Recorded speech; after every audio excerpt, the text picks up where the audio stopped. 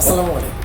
আপনি কি জানেন এমন একটা রোগ আছে যেটা আপনাকে আগে থেকেই কোনো সতর্কতা না দিয়ে হঠাৎ করে হার্ট অ্যাটাক, স্ট্রোক, এমনকি কিডনি ফেইলিওরের দিকে নিয়ে যেতে পারে। আর এই রোগটার নাম হলো হাই ব্লাড প্রেশার বা উচ্চ রক্তচাপ। একে বলা হয় সাইলেন্ট কিলার। আজকের এই আলোচনায় আমরা জানবো কেন রক্তচাপ বাড়ে, রক্তচাপ বাড়ার মূল কারণ কি, আর কিভাবে ঔষধ ছাড়াই প্রাকৃতিকভাবে রক্তচাপ কমানো সম্ভব। ভিডিওটা শেষ পর্যন্ত দেখুন, কারণ এই তথ্যগুলো আপনার জীবন বাঁচাতে সহায়ক হতে পারে। হাই ব্লাড প্রেশার কি? উচ্চ রক্তচাপ এমন একটা সমস্যা যেটা থাকলেও অনেক সময় আমরা বুঝতেই পারি না, কিন্তু ধীরে ধীরে এটা হার্ট নষ্ট করে, কিডনি নষ্ট করে, স্ট্রোকের কারণ হয়, এমনকি মানুষের স্মৃতিশক্তিও নষ্ট করে দেয়। আর এইসব কারণে একে বলা হয় নীরব ঘাতক বা সাইলেন্ট কিলার। কেন রক্তচাপ বাড়ে? ডাক্তাররা একে বলে এসেনশিয়াল হাইপারটেনশন, মানে বলা হয় কারণ জানা নেই। আসলে কি তাই? আসুন এখন আমরা জানি হাই ব্লাড প্রেশারের রুট কজ গুলো কি কি। সবচেয়ে বড় কারণ হলো ইনসুলিন রেজিস্ট্যান্স বা প্রি ডায়াবেটিস।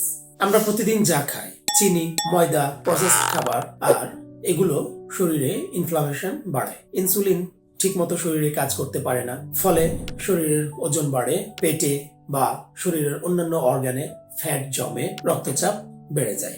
আধুনিক খাবার সমান আধুনিক রোগ। একজন মানুষ বছরে গড়ে খায় 150 পাউন্ডেরও বেশি চিনি, 130 পাউন্ডেরও বেশি ময়দা, অর্থাৎ বলতে গেলে প্রায় প্রতিদিন 1 পাউন্ড। আর এটাই মেটাবলিক রোগের মূল কারণ। এছাড়া আরো যে কারণগুলো আছে তার মধ্যে আরো একটা বড় কারণ হলো স্ট্রেস বা মানসিক চাপ। আরেকটি কারণ ল্যাক অফ এক্সারসাইজ বা ব্যায়ামের ঘাটতি। আমরা আজকাল বলতে গেলে একরকম সেডেন্টারি লাইফ স্টাইল বেশি ফলো করি। আমরা নড়াচড়াও করতে চাই না, আমাদের নড়াচড়া করার অভ্যাস বলতে গেলে একদমই কমে গেছে। এছাড়া আরো যে কারণগুলো আছে সেগুলো হচ্ছে heavy metal toxicity, sleep apnoea, ঘুমের সময় নাক ডাকা, এটাও একটা বড় কারণ উচ্চ রক্তচাপের। পর্যাপ্ত ম্যাগনেসিয়ামের ঘাটতি, lack of omega 3 fatty acid, environmental toxin. অনেকেই ভাবে লবণ খেলেই রক্তচাপ বাড়ে। ডাক্তাররাও বলে দিই লবণ কম করে খেতে, কিন্তু লবণ কি আসল সমস্যা?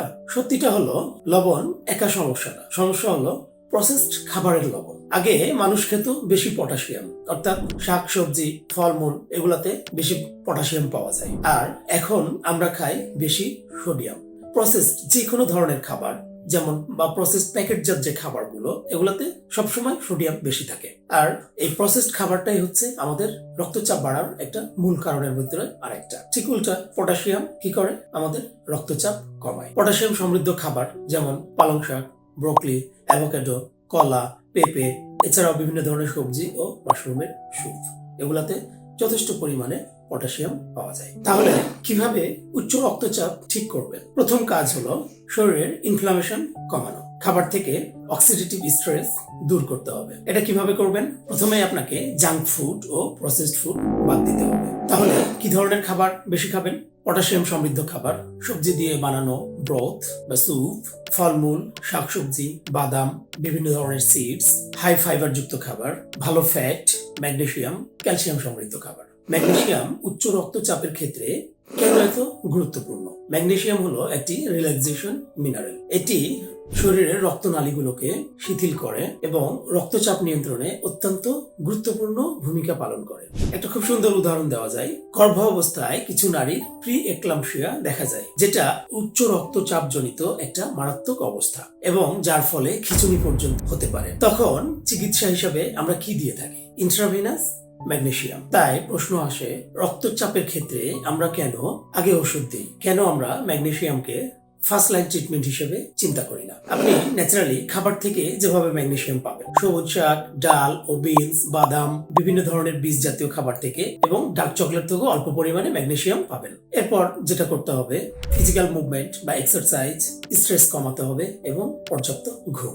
অন্তত প্রতিদিন 30 মিনিট হাঁটুন। অনেকেই যারা একটু হেলদি, দেখা যায় 5 থেকে 10 মিনিট তাদের ওজন কমালেই তাদের হাই ব্লাড প্রেশার একদম নর্মালে চলে আসে। স্ট্রেস কমান। কিভাবে কমাবেন?